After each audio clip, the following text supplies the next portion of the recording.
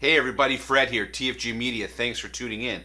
Okay, so if you're new to WordPress, it can all be a little bit overwhelming, especially when you get into the WP admin area, like I'm in here on one of my new websites that I've just created, campingbuffs.com.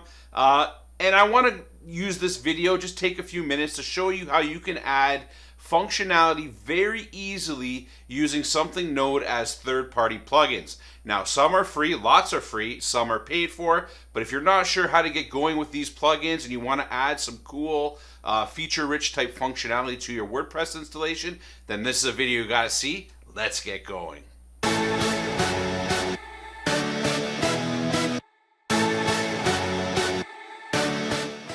Okay, so before we get going, I do want to say if you are new to the channel, please consider subscribing, smashing that notification bell so you know when I'm dropping new videos, and giving me a thumbs up if you learned something in this video. Okay, so there are really probably 3 ways you can install a plugin in your WordPress installation.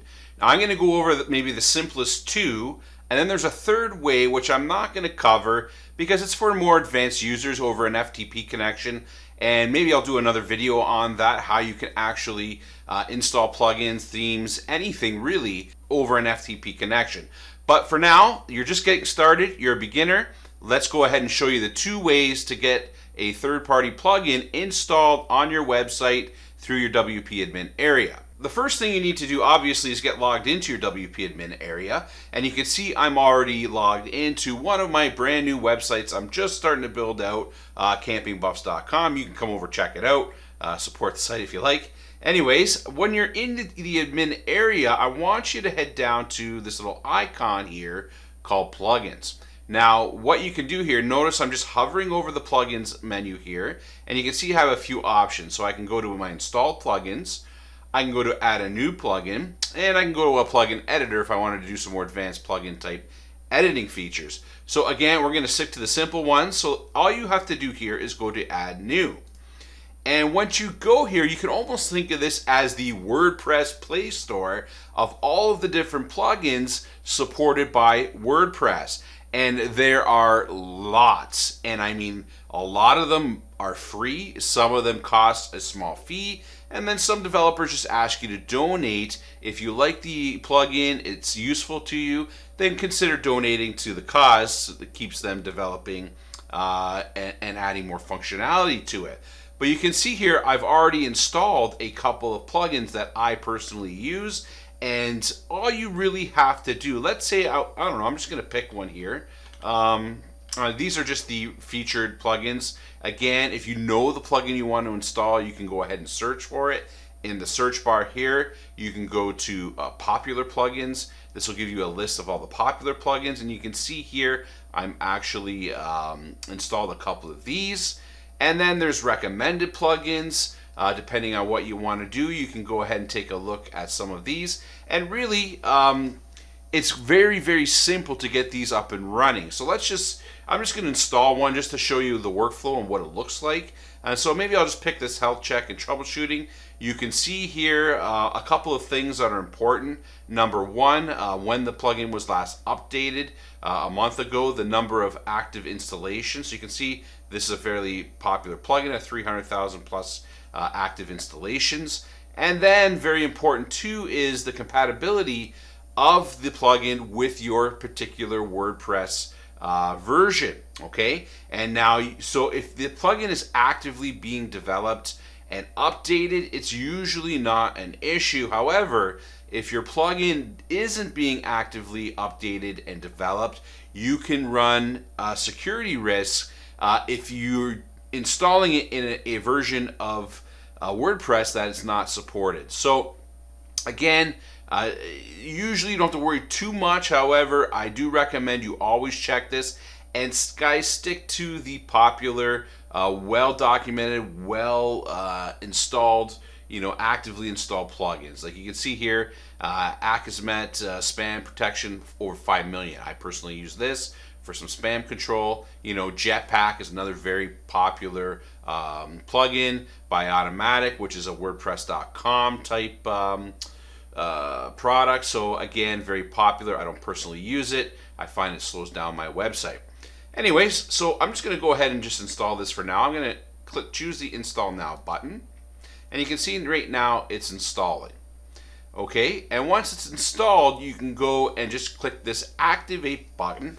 And that's basically it. You've installed the plugin. Now I want to show you another place you can go. So if I go now to my Install Plugins right over here, I'm going to click on that. And you can see here all of the plugins I currently have installed here. And so if you're a beginner, I mean, this is probably a good time to look at some of the ones that I personally use and I like to use on all my websites that'll really, are very useful. So just starting at the top, I've got ad inserters. So if you're doing affiliate marketing, which most of us are that are running these WordPress websites, then ad inserter is a great product, a great easy way to get your affiliate type stuff put in. Then there's the Akismet anti-spam, which I told you, again, free. The classic editor, if you're not a fan of the Gutenberg block editors, then you can install the classic editor, which I'm used to and comfortable with, so I opt to do that. Code snippets, if you do some programming, some PHP, JavaScript type programming, I do optimizations on my websites using something called code snippets. And then it goes on, cookie notice for compliance for your GDPR, CCPA type compliance, fixed widget, which is just a widget on the sidebar that just stays on screen as the user is scrolling. And then here we go is the one we just installed, but notice it's white because it's not currently active. And if I wanted to activate that plugin, all I would have to do is click the activate. Now, depending on the plugin, there could be additional settings that you'll want to go in, set up, and optimize. However, that's not really the focus of this video. I just wanted to show you how to get a plugin installed. And then I'm just scrolling through the list of the different plugins I'm using, depending on who your host is. So you can see I'm using a SiteGround Optimizer, which is a great tool if you're using SiteGround as your web host, and I highly recommend them. They're a fantastic self-hosted type provider. And you can get, I have a link down in the description if you want to go check out their packages and plans. But again, SiteGround's great. I also like Bluehost. I've used them, so you can check out those if you're looking to upgrade your host or whatever. They're down in the description below. And then of course there's a few other ones. So that's really the primary way that you're going to install a WordPress plugin. It's just doing that. I don't think it can get any simpler, but if you weren't sure, I hope this video helped you. Now, before I let you go, I do want to show you one more quick way that you can install a plugin. Now, there are times when, like say with a theme or anything like that that you're installing, that you are provided with a zip file, okay? And to install the zip file, what you'll want to do is you'll want to go back to this Add New, okay? And what you want to do is you want to actually upload the plugin. So if your plugin is not in the list, in the store, the WordPress plugin store, then you'll want to go to the Upload Plugin button here.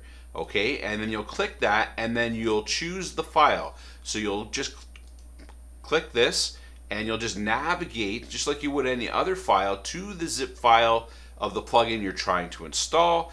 And then you'll just select it, click open, and then once you've done that, you can just, this install now will be highlighted, and you can just choose the install now, and it's the exact same thing. Then you can go and activate it, adjust any settings you might have, and what have you. Okay, and so this was just a quick little tutorial for those brand new to WordPress who are a little overwhelmed. Don't worry. It's actually quite intuitive once you get working around the different pieces in the admin area, and installing a plugin is going to add functionality, it's going to add enhancements to your website, and it's well worth taking the time to learn all of these different tools, what they do, and how these plugins actually work is another great thing to look into. So this is Fred, TFG Media. If you have any questions, leave them in the comments, and I'll be sure to get to answer those. So I hope you found this video useful. Give it a thumbs up if you liked it and you learned something, and I'll see you in the next one. Thanks for watching.